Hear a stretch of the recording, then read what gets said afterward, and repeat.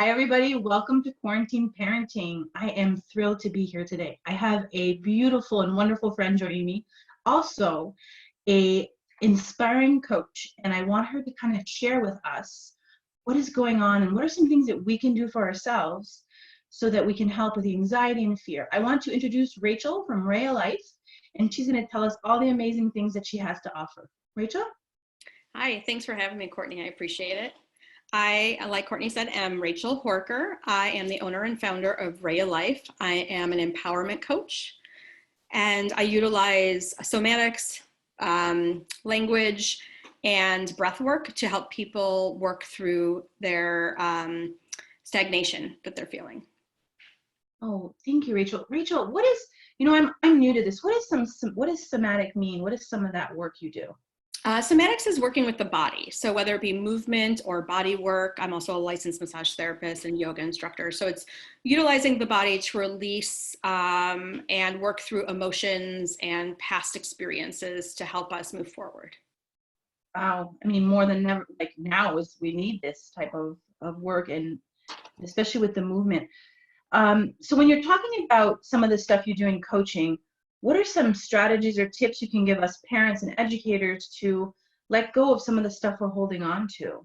Absolutely. The very first and most important thing in my work is breathing. And I know that everyone's sitting at home going, I'm alive and I'm breathing, and we all are, and kudos. However, oftentimes when we are stressed or we've experienced moments of trauma or pain in our lives, our breath changes. And so the biggest tip I would have, and many people have heard about it, is something called a diaphragmatic or a belly breath. What I really recommend is before you start incorporating it during your day is at nighttime, right? When you're about to go to bed, you lay in your bed on your back, put a pillow underneath your knees, touch your hand on your belly. And when you inhale through your nose, make sure your lower belly rises up to the ceiling, and then exhale out your mouth or out your nose and just let your belly deflate. And try to take 10 of those.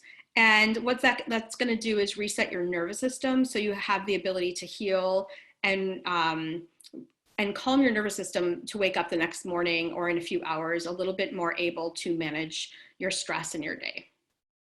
Oh, I really like that, especially like the explanation of belly breathing, because I feel like often when I'm really stressed out, I'm breathing wrong. And the last thing is when someone says like take a deep breath, I'm like, oh. So knowing that 10 is really helpful and before bed, I like that strategy. Good. Um, what are some other things that we can do to help each other out during the day, like when we're stressed out?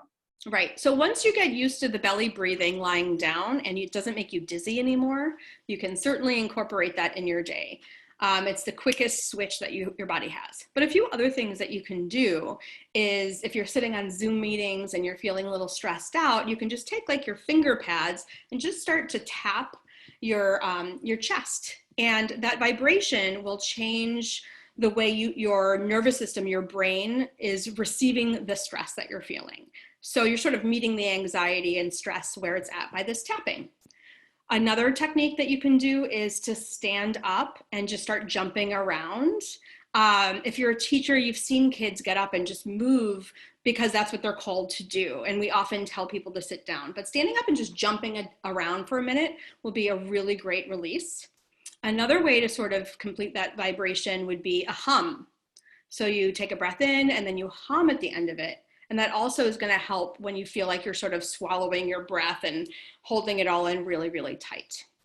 And then if you are in a comfortable, warm area-ish, you can walk outside and stand barefoot on the grass and just feel that rootedness and that groundedness that you are supported in every single movement and moment that you're in right now. Oh, wow. So I really like the idea of the tapping, because we're all stuck on Zoom calls all day, and sometimes we're sitting there for hours, and I mean, Zoom exhaustion is a real thing.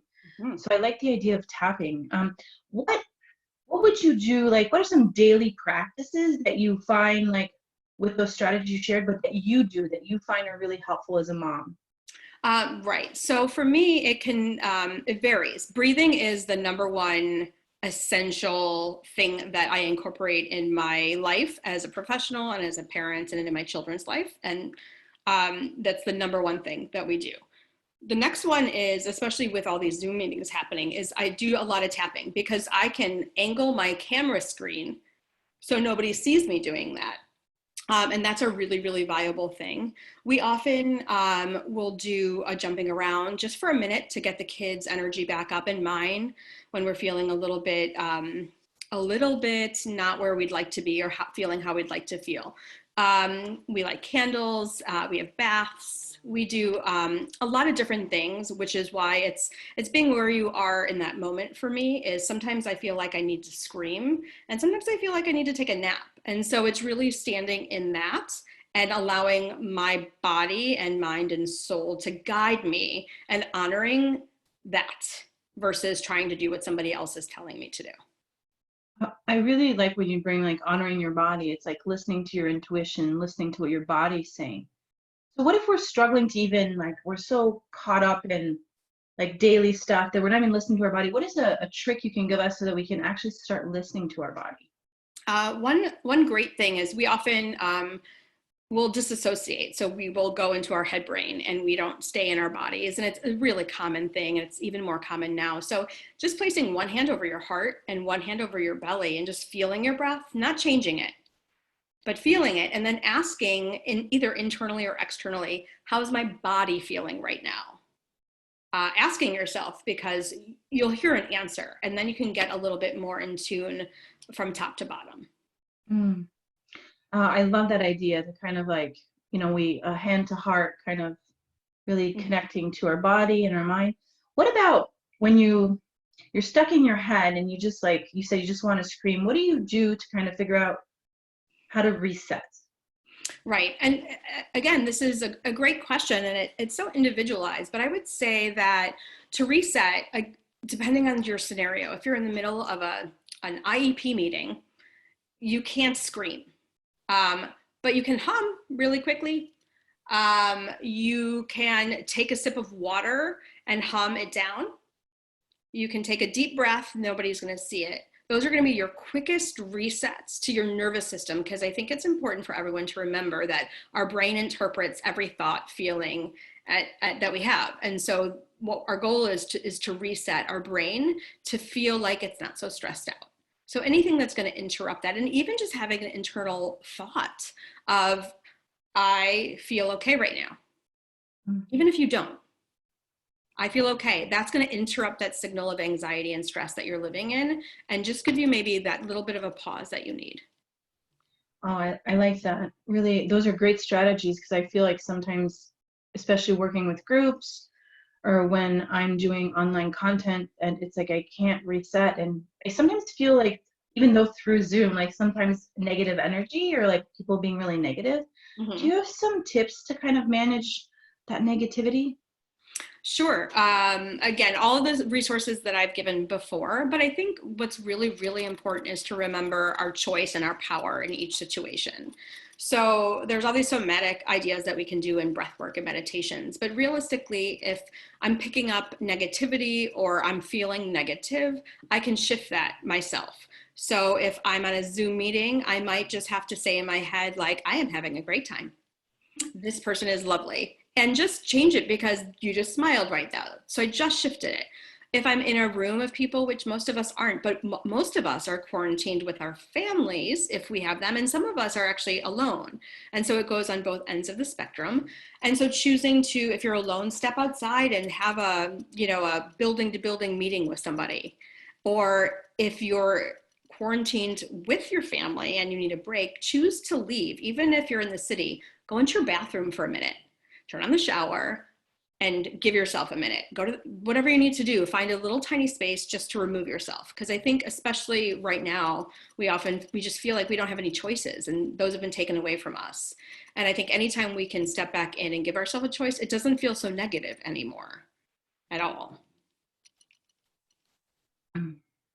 I like I see like also a pattern in what you're saying is like, just like that distraction, right? Like find something to distract, to stop the momentum, to just shift. I like the shift. And I like the idea that we have a choice, because I feel like we're not sometimes realizing what's in our control and what's out of our control. what would be some advice that you have for us? Because we're going to transition into phase 3 and, anxiety rises. What are some things we can do to shift and be okay? I think one of the most important things is to realize that and acknowledge that you're not okay. I think we spend a lot of time saying, I'm okay, it's okay, it's okay, especially teachers and parents, that it's okay to stand in that and acknowledge it and then observe it, see how it feels in your body, and then create the shift. But I think by ignoring it altogether, we create more and more anxiety. So we need to be able to speak it, acknowledge it, observe it, and then move through it. Not move past it, but through it. So what would be the difference, like, with saying, like, moving past it or moving through it?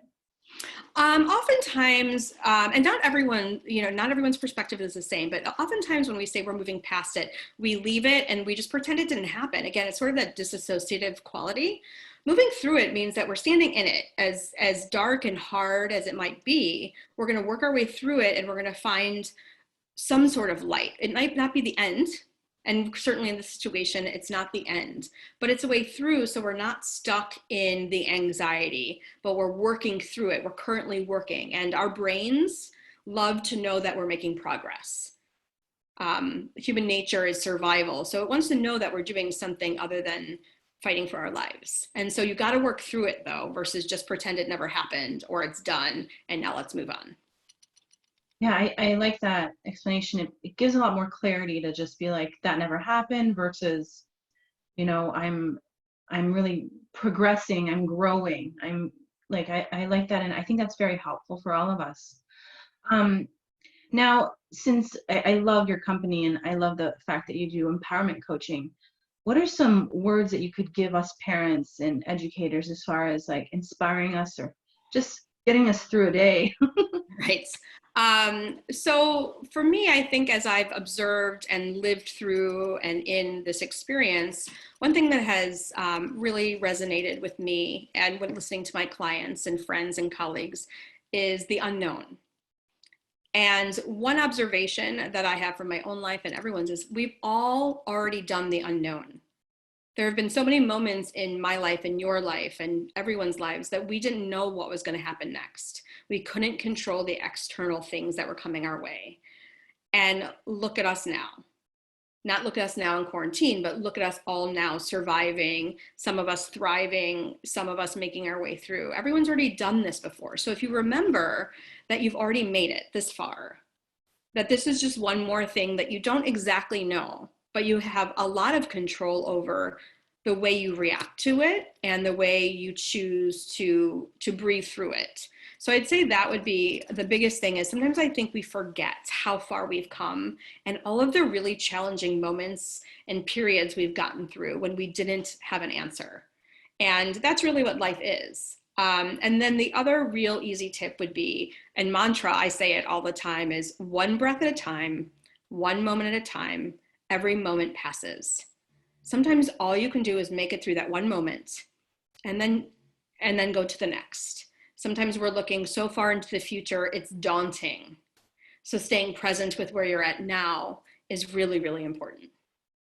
Wow, that's really powerful. That resonated with me as far as like moving through like a segment versus trying to take it all in. And like the mindfulness, you just like broke down mindfulness for me to a point that I'm like, yeah, I think it's helpful for us because sometimes we forget to be mindful or to be present and we forget to breathe. We do. We do. So as we're wrapping up, what is like, we talked about all the different strategies. What is something that might have come up while I was asking these questions that you'd like to close with, or any extra tips you have for us? Yeah, I think for me, what feels really important is for each of us individually to acknowledge nobody is experiencing this the same way at all. The way that we see it, the way that we feel it, and our thoughts on the future and the present. And so really being aware that as much as you want to talk about it or write about it, it's your experience. And so owning that and allowing yourself, instead of feeling out of control, which we all are, knowing that there is some sort of control if you allow yourself to breathe into that moment and be present. There's absolutely no weakness in crying, screaming, and being afraid at all. And there's absolutely no weakness in not feeling those things. You're exactly where you're supposed to be right at this moment, doing it as well as you can. Yeah, it's good to hear that. I really love that message because I think that sometimes we don't realize that we're all seeing things differently and experiencing differently, and some people are alone, isolated. Some people are in, some of my students are in one-bedroom apartments with 10 family members, Mm-hmm. and then some people are in the front lines working, and so I love that message because it made me feel like so at ease with it. And you, without even saying it, like it made sense to me, like let's not judge each other, but let's take care of our own stuff first. And so I think that's really powerful. Thank you.